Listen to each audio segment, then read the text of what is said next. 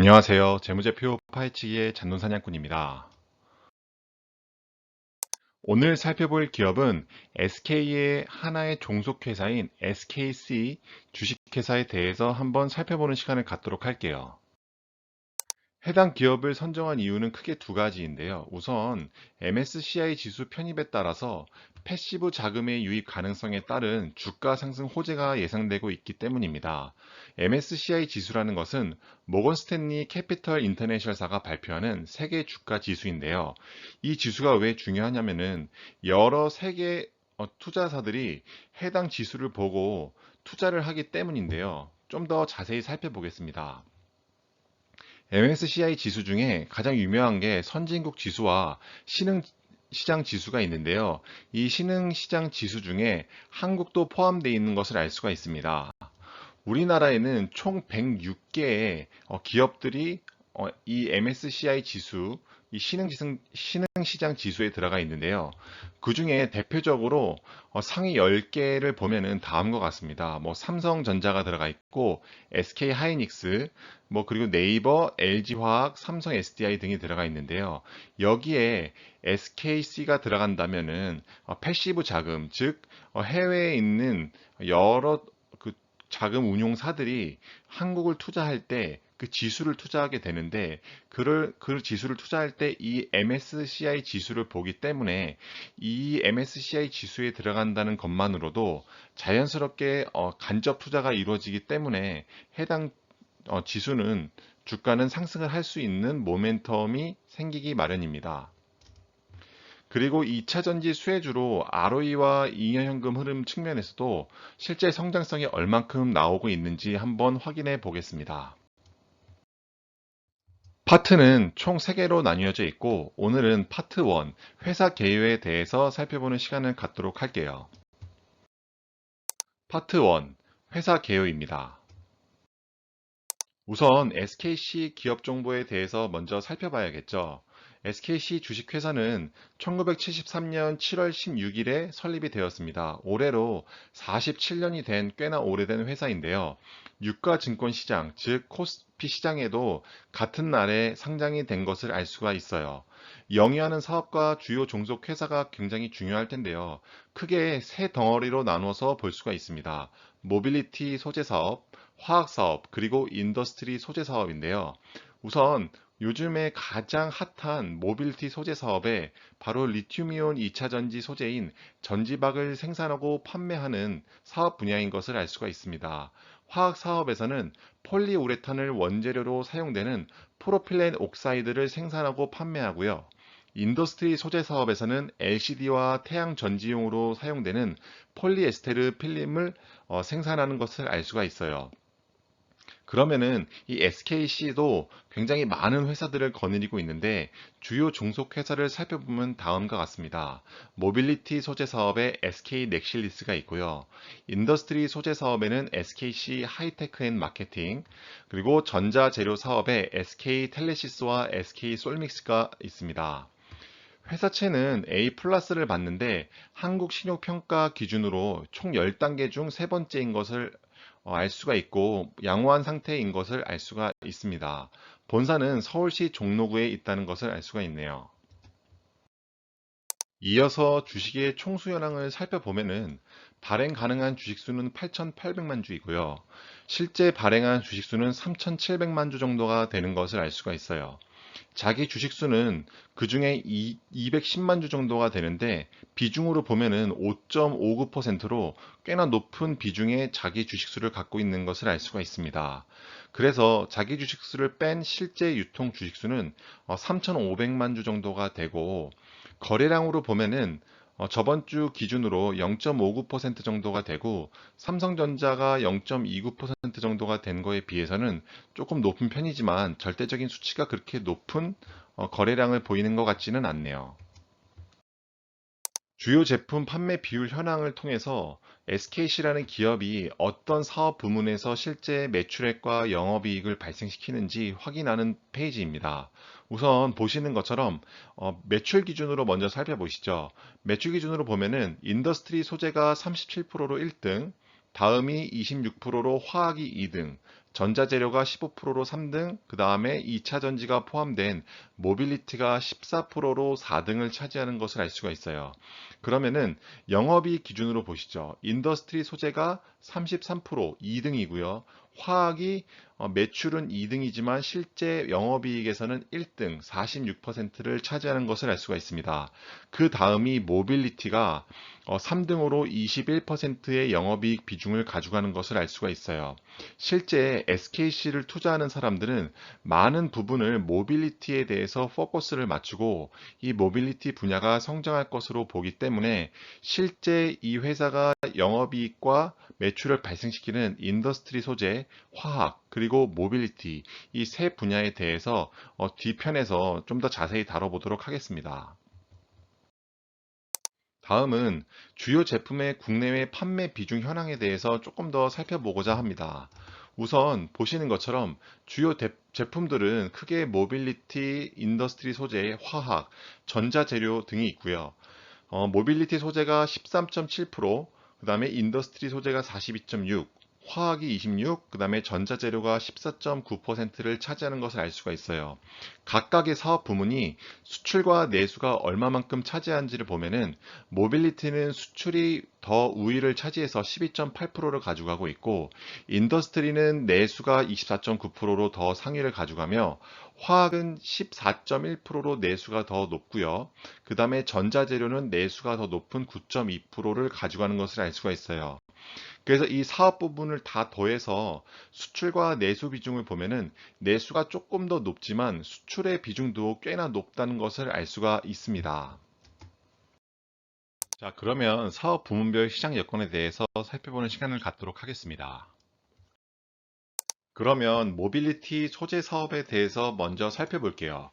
이 모빌리티 소재 사업에 속해 있는 이 SKC의 대부분의 사업은 전지박 사업과 FCC의 사업이라고 보시면 될 것 같아요. 산업의 특성부터 살펴보시죠.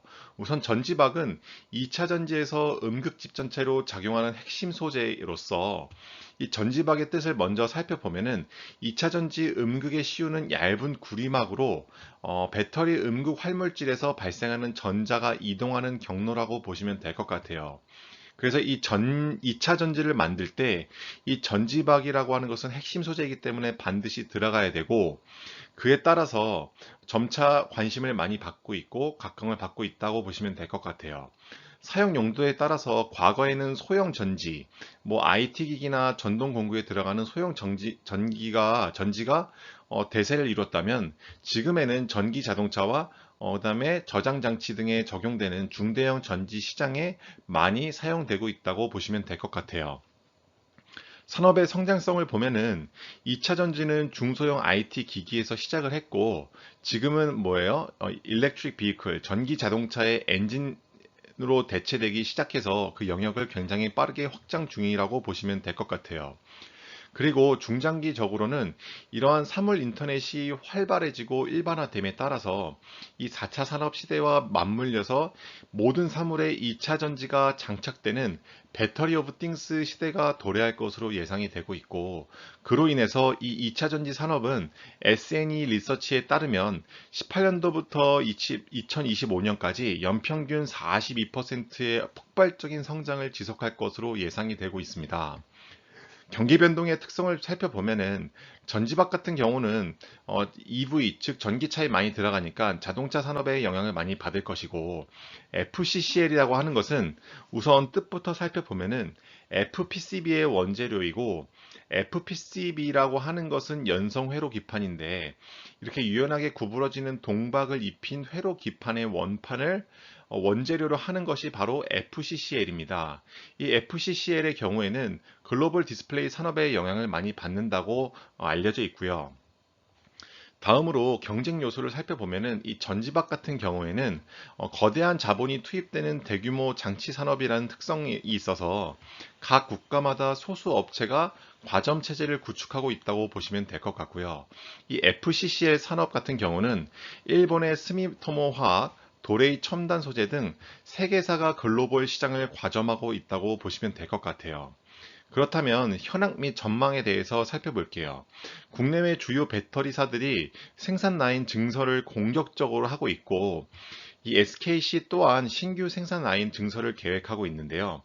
2020년도 하반기, 즉 작년 말에는 신규 4공장이 사업 가동되었고, 2021년, 즉 올해 하반기 이후에는 양산을 목표로 5공장 및 6공장 투자를 진행 중이라고 합니다. 그렇다고 한다면 이 5공장과 6공장을 짓기 위해서 현재 많은 유형 자산에 투자를 하고 있다라고 생각을 갖고 가시면 될 것 같고, 뒤이어 다음 편에서 실제 유형 자산에 얼마만큼의 돈이 투자되는지를 살펴보는 시간을 갖도록 하겠습니다. 다음으로 화학 사업인데요. 산업의 특성으로 보면은 국내 시장은 PO라고 하는 것은 프로펠린 옥사이드의 약자인데요.